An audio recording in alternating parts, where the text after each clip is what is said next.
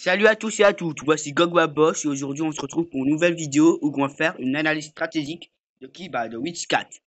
C'est un monstre qui va sortir, c'est le nouveau mythique cosmique. Quand je dis nouveau, c'est vraiment nouveau. Et comme on peut déjà le voir, c'est un monstre aux ténèbres, voilà, un monstre cosmique. Et voyons ce qu'elle peut faire. Déjà, qu'est-ce qu'elle a en attribut? Pour l'instant, on se découvre. Déjà, elle a endurci, donc c'est déjà bien. Et ensuite, déjà, on remarque que les reliques, elles sont bien pour un monstre.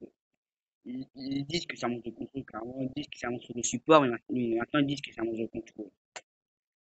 Et ça va comme relique. Ça passe.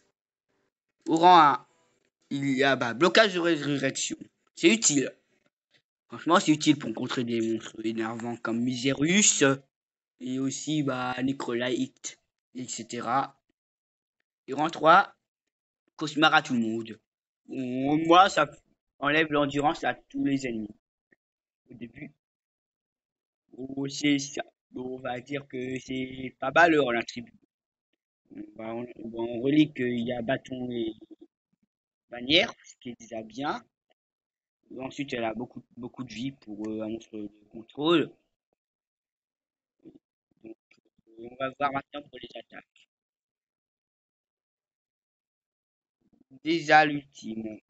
En fait, c'est pour tuer tous les ennemis instant. Et si ça marche pas, dans tous les cas, ils ne pourront pas attaquer vu qu'ils ont leur recharge activée. Donc déjà l'ultime, ça va, même si ça fait rien en dégâts, c'est que dalle. C'est quand même utile. Et si vous avez un monstre qui a vision réelle comme Nicolas, et non pas Ramaster Cérézard, que du coup, il y a moyen que ça a 100% de chance et du coup, tous les monstres, ça. Et comme il n'y a aucun mythique cosmique qui ont esquive de zone, bah, personne pourra échapper à cette ultime. Voyons pour les attaques du début. Bah, oui, oui, sorcière cosmique, ça fait juste des dégâts et du poison à l'ennemi. Bon, moi, elle peut spammer, mais c'est comme on dit, c'est des attaques du début. Ensuite, il y a le terre pentacle, le R de pentacles, qui tout simplement, ça fait des dégâts à tout le monde et ça leur met cauchemar. Bon, ceux qui ont l'ont en 3, ça sert à rien. Bon, passons aux attaques de groupe 2. Knout pour, tout simplement, se donne évasion et une précision plus. Donc, tout simplement, se boost. Ensuite, il y a infecté de Taurus, ce qui fait des dégâts à l'ennemi, mais méga possession. Les poisons, déjà, c'est fort. Et désolé, ça bug, je sais pas pourquoi. Mais oublions ça. Ensuite, 9 notes spell, tout simplement, ça possède tout le monde et ça leur met cauchemar. Donc, déjà, pour leur gratter un peu d'endurance, c'est bien. Ensuite, pour les empêcher d'attaquer, c'est ultra fort. Et ensuite, elle peut activer les recharges d'un ennemi et recevoir un tour supplémentaire. Déjà ultra fort. Et désolé, j'avais oublié les attaques de groupe 1 parce que tout simplement ça buguait et je pouvais rien y faire. Désolé. Elle peut posséder un ennemi et lui mettre double dégâts, donc l'ennemi fera plus de dégâts contre ses alliés, donc c'est fort. Et ensuite, elle a Nightmare for Capricorne, bref, et aussi active les recharges d'un ennemi aussi. J'avais Cauchemar aussi. Pour l'instant, en monstre de contrôle, ça va. Si j'étais vous, je lui mettrais 3 runes de vitesse. Et comme c'est un monstre de labyrinthe, à ce qui paraît, comme ils le disent dans Monster Legend, je vous conseille d'économiser tout simplement vos gemmes pour les reproductions, etc. Car je pense qu'il faut que dans les événements de reproduction pour elle, on peut obtenir ces cellules. Donc,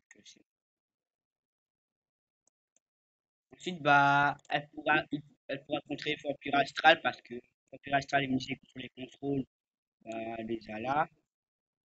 Et comme elle peut activer les recharges Witch 4, bah, Vampire Astral, bah, elle va recharger. Et ses attaques de recharge, bah, c'est quand même long. Si vous mettez les dernières attaques. Car du 3 et 2, bah, c'est long. Si vous mettez pas les attaques à tour supplémentaires, bah, elle est dead. Ensuite, bah, elle pourra aussi contrer Skate the Sunmeter, mais Skate the Sunmeter, bah, il a Rempart. Et Rempart, c'est l'un des meilleurs attributs du jeu, parce que tout simplement, il a une chance sur deux d'être touché, donc, par les effets négatifs. Donc, déjà, c'est fort. En plus, il a une vie à l'aveuglement, donc c'est fort. En plus, les attaques de Skate the Sunmeter, bah, tout simplement, bah, il fait mal. Donc, bah, Witchcat se fait one shot. Mais après, peut être utile contre Spawny parce que tout simplement, c'est un monstre ténèbres. Et les charges sont quand même, voilà. Et comme elle peut posséder le petit Spawny, bah, ah non, je me suis trompé. Bah, elle peut activer les recharges. Donc, bah, Spawny va recharger. Bah, il est dans le cas qui est après. Et ensuite, bah, Witchcat, je vous conseille fortement de l'avoir si vous pouvez l'avoir. Et en allié recommandé, bah, je vous conseillerais Ferrus, si vous pouvez. Oui, parce que tout simplement, on va rempart aux alliés. Du coup, comme bah, le Witchcat, bah, elle peut avoir l'attaque avec l'évasion de ténèbres, et c'est comme c'est pour elle-même, bah, elle va regagner de l'endurance. Regardez, elle va gagner 50 d'endurance. Bref, elle va récupérer de l'endurance quand elle va utiliser cette attaque. Donc c'est fort. Donc c'est pourquoi je vous conseille d'avoir Ferrus pour Witch 4. Et après, bah, vous pouvez aussi utiliser Noania Rock. Vraiment un très bon monstre. C'est d'attaque, mais il peut se faire contrer par les nerfs. Les pères, les pères comme Tiny, mais Tiny est pas ouf. Car, le seul truc bien avec Noania Rock, c'est les effets positifs.